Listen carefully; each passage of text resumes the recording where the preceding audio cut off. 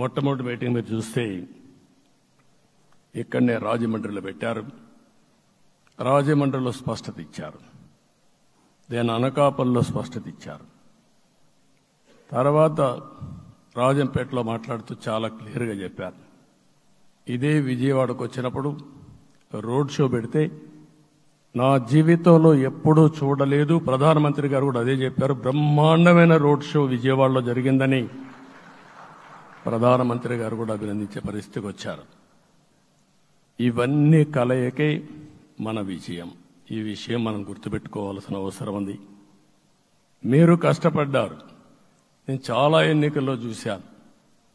అందరూ అభ్యర్థులు కూడా ఈ ఎన్నికల్లో కష్టపడిన విధానం కానీ ఇంత కష్టం నేను ఎప్పుడూ చూడలేదు.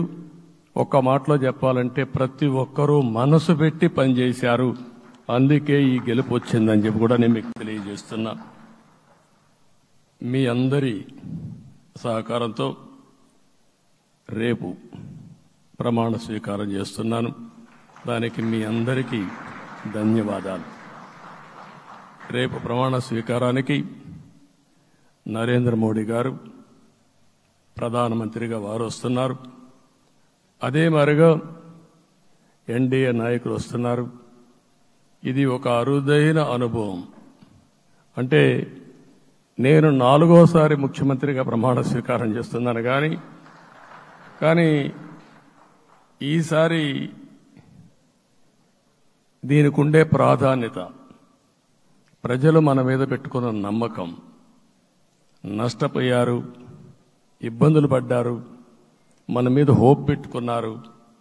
తిరిగి నేను ఒక్కడినే చేసే కార్యక్రమం కాదు. అందరం సమిష్టిగా మళ్లీ ప్రజలకు రుణం తీర్చుకునే సమయం ఆసన్నమైంది.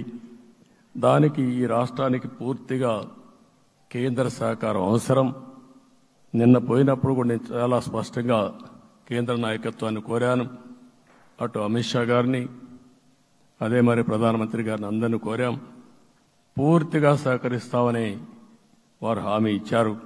దానికి మనందరి తరపున కేంద్రంలో ఉండే ప్రధానమంత్రి నరేంద్ర మోడీ గారిని, అదే మరి అమిత్ షా గారిని, కేంద్ర నాయకత్వాన్ని, అదే మరిగా బీజేపీ దేశ అధ్యక్షుడైనటువంటి నేషనల్ ప్రెసిడెంట్ గారి నడ్డా గారిని మనస్ఫూర్తిగా అభినందిస్తున్నానని చెప్పి కూడా నేను మీకు తెలియజేస్తున్నాను.